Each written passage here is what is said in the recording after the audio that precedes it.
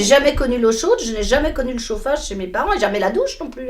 Ça n'existait pas la douche. Salle de bain, il n'y en avait pas. Il n'y avait qu'une pièce pour 7 personnes. Ah ouais. Regarde. Et c'est pas vieux, hein, ça fait que 60 ans. C'est pas vieux, ça s'entend. Quartier des Basses-Barolles à Saint-Genis-Laval, un centre social presque comme les autres, mais qui s'intéresse depuis plusieurs années à l'image. Aujourd'hui, elle est partout et pourtant on ne l'enseigne pas à l'école. Au centre social, on la découvre, on la décode.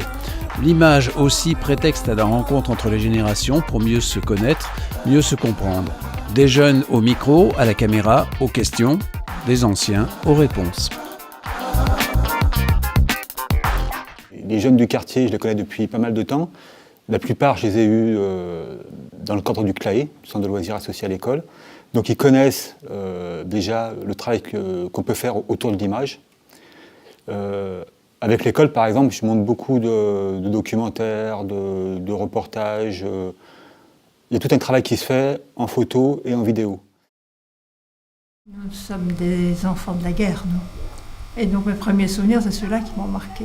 Et donc j'ai des souvenirs des sirènes qui fonctionnaient, des avions qui passaient, des explosions, et en particulier une V1. Une V1, c'est une bombe volante qui est tombée très très près de chez nous. Elles avaient un moteur, et le moteur, on l'entendait très bien.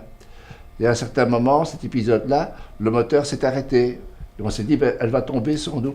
Et en fait, elle est tombée à 400-500 mètres de chez nous. Mes premières vacances, dans un camp de vacances, organisé par la JOC. Bon, j'étais pas spécialement, je faisais pas partie des jocistes, mais bon, il fallait bien trouver un moyen de partir en vacances. Et je suis partie en Espagne pendant 15 jours. J'ai travaillé moi aussi à l'âge de 14 ans. Donc pour moi, c'était extraordinaire d'être indépendante, de ne plus avoir affaire ni à mes parents, ni à personne, et de me gérer toute seule. En grandissant, après il y a la guerre.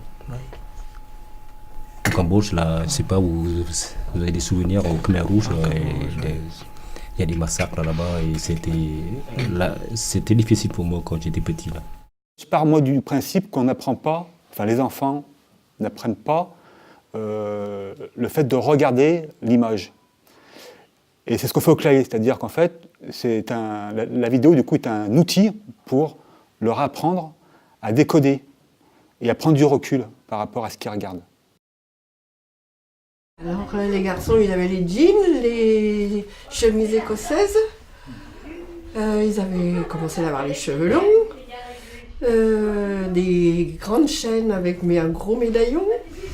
Et puis nous, on essayait d'avoir des jeans, mais c'était pas encore ça pour les filles, hein. C'était plus pour les garçons. Alors moi, je suis arrivée adolescente après mai 68. Alors les styles, on les cherchait. Et il y avait les hippies, il y avait les gens plus sages. On s'habillait parfois de bric et de broc avec ce qu'on recevait souvent des tantes, des cousines, etc. Les vêtements passaient d'une échelle à l'autre, mais on n'avait pas les moyens d'avoir des styles. C'était vraiment la différence entre les jeunes, les bien habillés, puis les rockers et les blousons noirs. Je pars du principe que de leur faire fabriquer de l'image, évidemment, c'est ce qu'il y a de plus intéressant, puisque du coup, là, ils se rendent vraiment compte des mécanismes, de comment on utilise l'image, et ce qu'on peut en faire. Moi, j'ai plusieurs fois eu des réactions de jeunes qui me disent oui, on ne savait pas. Et c'est vrai qu'on ne savait pas, mais le fait d'avoir fait, maintenant, on ne regarde plus la télé de la même façon. Il y avait Johnny Hallyday, il y avait Eddie Mitchell, toutes des musiques comme ça, un peu de rock, du rock, du cha-cha-cha, du twist. Il y avait ceux qui restaient comme à l'ancien temps, jouant de l'accordéon et plein d'instruments de musique. Parce que comme j'adorais chanter, on chantait beaucoup d'abord. À l'époque, on n'avait que les tourne-disques, avec les disques vinyles. Alors c'était pas de la musique extraordinaire et on n'avait pas tellement les moyens d'en acheter déjà. Donc on faisait avec les moyens du bord. Personnellement, j'aimais beaucoup les Beatles, et qui sont redevenus à la mode. C'était aussi le temps de Pink Floyd, de Supertramp. J'aimais chanter, donc après c'était aussi beaucoup de gospel, tout ce qui me paraissait être de l'ordre de la rébellion. En grandissant, j'ai eu les débuts de Jacques Brel, de Georges Brassens, etc. C'est eux qui sont devenus nos héros. Je suis jamais allé sur internet regarder Elvis Presley, des trucs comme ça. Non, moi, j'ai même des musiques qui sont restées connues. J'ai écouté parce que mon père il écoute son groupe. Donc à Ah ouais? t'écoutes. Qu'est-ce qu'il écoute? Ouais, il écoute du tout, justement, Johnny Hallyday, la variété française, ouais, il écoute tout. Donc à force, t'écoutes un peu. Et puis j'ai vu des photos qu'il a fait à l'époque, avec des pattes d'éléphant et tout ça, donc il y avait un peu l'idée. Déjà, d'abord, là, ce que j'ai dans la main, l'instrument du pays déjà. Oui. Personnellement, j'aime beaucoup. C'est le pays, s'y tient.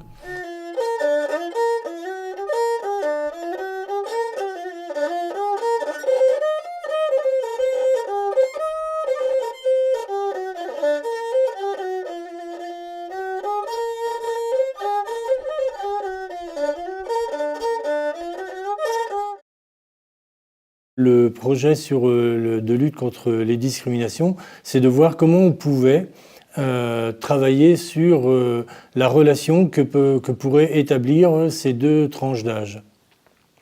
Alors par le biais d'un documentaire qui permet de mettre en avant quelle était la sensibilité que pouvaient avoir les personnes de plus de 50 ans, quel était leur regard sur les jeunes de 16-20 ans, sachant qu'eux aussi avaient eu 16-20 ans et plusieurs années en arrière.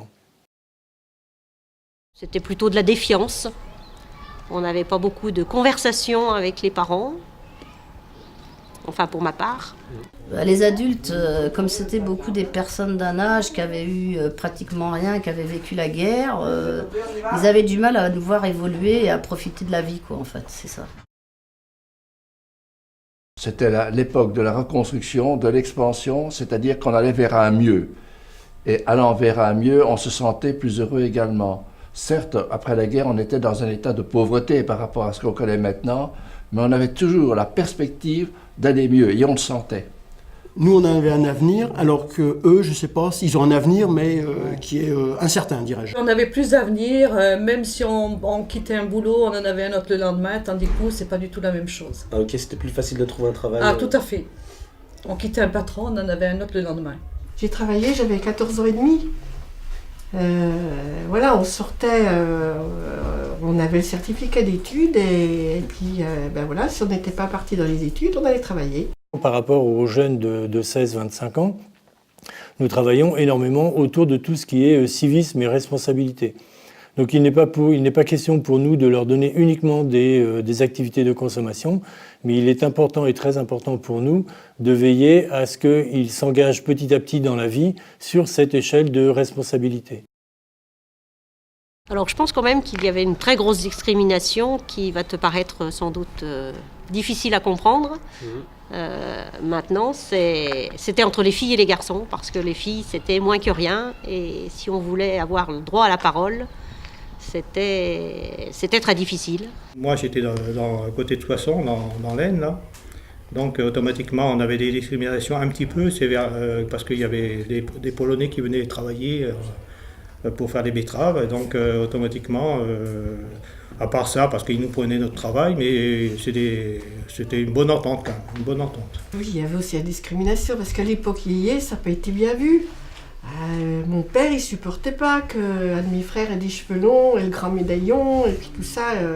Non, il supportait pas. C'est du socio-éducatif, on dirait, hein, c'est pas de l'éducatif pur. C'est effectivement de l'éducation populaire, parce que il n'y a pas non plus que les professionnels qui interviennent autour des jeunes et des enfants que nous accueillons. Il y a aussi toute la part des bénévoles.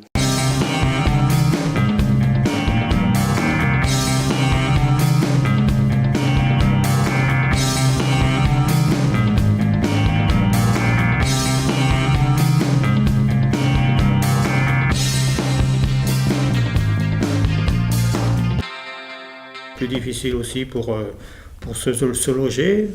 Les salaires ne sont pas évalués par rapport au salaire d'avant. Avant, on touchait, mais c'était moins cher par rapport à maintenant.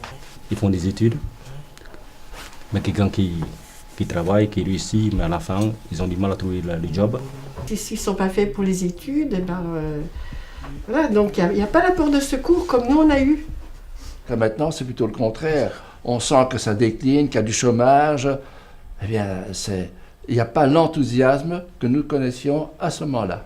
Les jeunes d'aujourd'hui, déjà, je les plains pour beaucoup de choses. Déjà parce qu'il n'y a pas de travail, parce qu'on ne leur laisse pas trop d'indépendance, puisqu'ils sont à la charge des parents jusqu'au moins 20 ans maintenant. Ouais, au niveau du travail, ouais, c'était plus facile avant que maintenant. Ouais. C'est bon, déjà. Ouais, ils n'avaient pas besoin d'un gros diplôme pour travailler. Alors que maintenant, il faut faire beaucoup d'écoles pour travailler. Et encore, on coûte trop cher aux entreprises après. Maintenant, avec la télé, avec l'ordinateur et tout, alors qu'à notre époque, on n'avait pas ça. Hein, donc mais ils ont plus de choix, plus de liberté, mais ils ont moins de... Ils ont autant de droits, mais ils ont des devoirs à faire. Et je pense que c'est les devoirs qui les oublient un petit peu à faire, de temps en temps. C'est pas comme en France, il n'y a pas beaucoup de tolérance. Les jeunes, ils font des bêtises, comme je viens de dire tout à l'heure. Une grosse correction et un grand fouet, ça ne pardonne pas. Il faut qu'ils marchent droit dans le bon chemin, autrement, c'est la punition. Bon, il n'y avait pas l'ordinateur, il n'y avait pas le téléphone portable. À la télévision, mes parents ont vu la télévision, moi j'étais mariée. Voilà. Je pense que c'est plus difficile parce qu'il y a des tas de choses qui vous rendent envieux d'un tas de choses qui chez nous n'existaient pas. Disons, nous on était à peu près tous dans le même état, je veux dire, dans le même... Il n'y en a pas un qui était beaucoup plus gâté que l'autre, ça n'existait pas. Je préfère être jeune à mon époque qu'à celle d'aujourd'hui. Je pense d'abord que vous avez beaucoup trop de matériel et vous êtes comblés, déchirés par le matériel, les portables, les ordinateurs, la télévision, les médias. Nous, on n'avait pas tout ça, mais au moins on était heureux. Ah bah non, ils sont morts là, sans Internet. Sans portable aussi. Sans électricité, on est mort. Voilà. Alors qu'on vit très bien sans ça, hein, je peux vous jurer. Hein. Qu'est-ce qu'on est bien sans ça. Ah mais nous, on a grandi avec ça. Bah oui, vous êtes nés avec, je sais bien. On a grandi un avec ordinateur, c'est indispensable. Un portable aussi. Je sais pas, un portable c'est plus pour contacter les gens et tout, pour voir pour communiquer. En 77, lorsque nous sommes venus habiter à Lyon, on n'avait même pas le téléphone. Les jeunes auxquels on a donné à un moment ou à un autre des responsabilités, les jeunes qu'on a considérés comme des adultes en devenir, sont toujours reconnaissants de la place qu'on leur a laissée. Donc c'est le résultat qui est important. Alors ce qui est difficile, c'est le temps qu'on passe avec eux, parce que ce n'est pas des moments toujours de facilité et de gaieté, mais le résultat final est toujours très intéressant.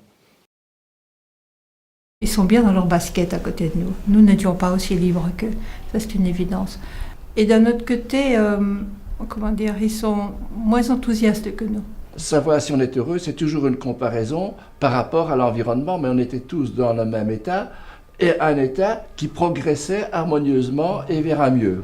Je trouve que on vous laisse une planète pas commode, mais que vous avez encore un vrai potentiel d'enthousiasme. En fait, j'ai une question, c'est-à-dire, depuis tout à l'heure que je vous regarde, je vous entends parler, j'ai l'impression que vous vivez une amour depuis... À deux. Depuis super longtemps, quoi. Donc j'aimerais savoir, si c'est pas indiscret, ça fait combien de temps? Combien de temps? Ça fait 46 ans. 46 ans de mariage, oui. Ah ouais. C'est bien absolu. Et même, en ce qui me concerne, j'aurai 75 ans dans quelques jours. D'accord. Franchement... Il ne faut pas pleurer pour autant. C'est émouvant. Merci bien. Merci pour tout.